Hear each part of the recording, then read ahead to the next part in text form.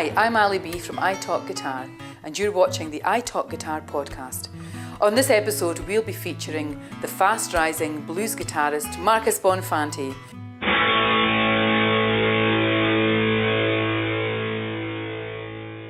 How did you get started playing?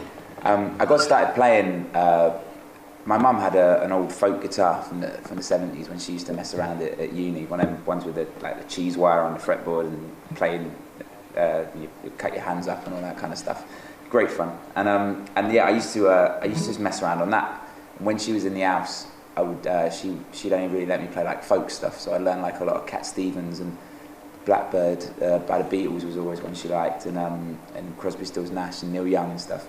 And then when she left, I'd get the electric out and plug it in and learn all the Zeppelin stuff.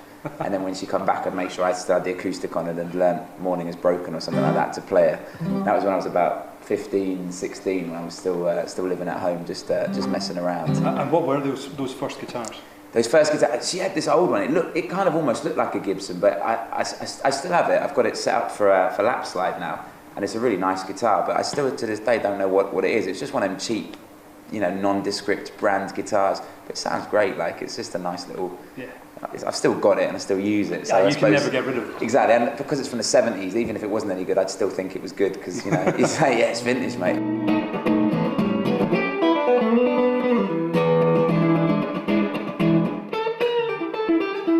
I worked a summer job in a horrible kitchen, cleaning big cauldrons and pots of gelatin and cake mix.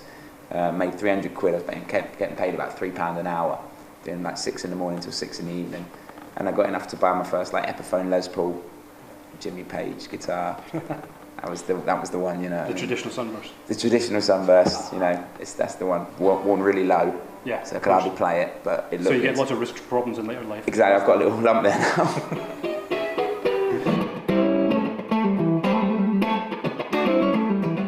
You went to Lipa. I did, yeah. Institute. I went up to there.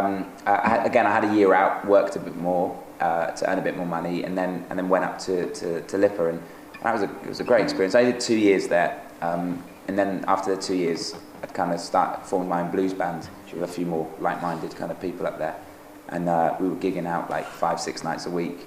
And that seemed more appealing to me than uni, so I did that really instead, and from there then I just kept on playing and playing. When you're playing 5-6 nights a week, you're really getting your stuff together. It's all you're doing, and it's great for blues playing when you can just you can play your big long solos every night, and someone's actually not telling you to stop.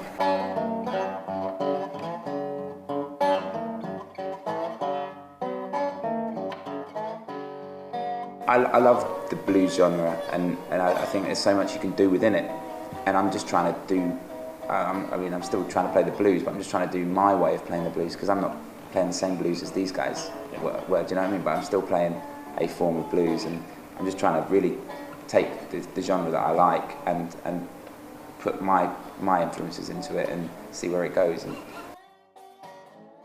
Well, I suppose I got in at Jimmy Page and Led Zeppelin, and then worked backwards from there. And I was having this same conversation with a friend of mine. It's like, I wish I would have been able to say, I heard Robert Johnson first, and it blew my mind and changed my life. But I thought Zeppelin and the Stones wrote all those songs, and it was only much later when I looked into it that I realised that this is all coming from Robert Johnson and Lead Belly and Willie Dixon and Howlin' Wolf and all these guys really had it going on, and you just kind of research back. And you've been talking about that on your website, Live from Lizzie's Kitchen.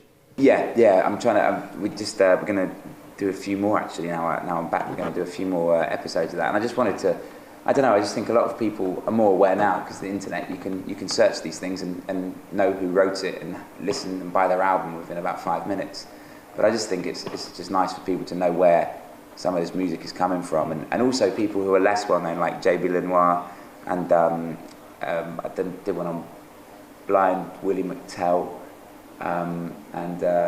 Mississippi John Hurt, people who don't come up in the conversations like John Lee Howlin' Wolf. Everyone knows these people. The guys that everybody's heard of. Yeah, but there's a lot, and Sister Rosetta Tharpe's another one who lots of people like Jeff Beck and Tom Jones talk about as being massive influences on their music, but again, not a lot of people have heard of. keep on going backwards and find all those Alan Lomax recordings and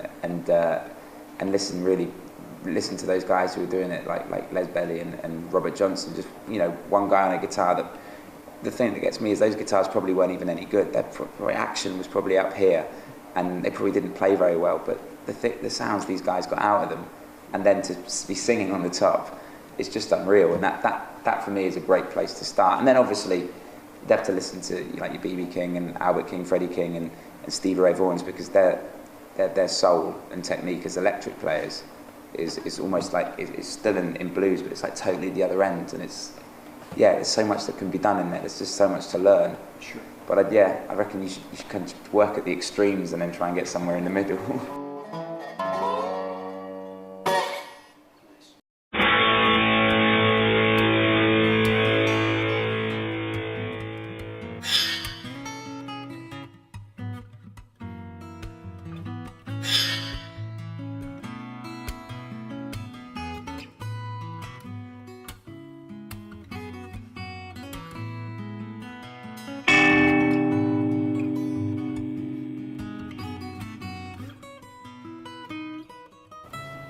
We'd like to thank our sponsors, Star Trek Conquest and the Guitar Label.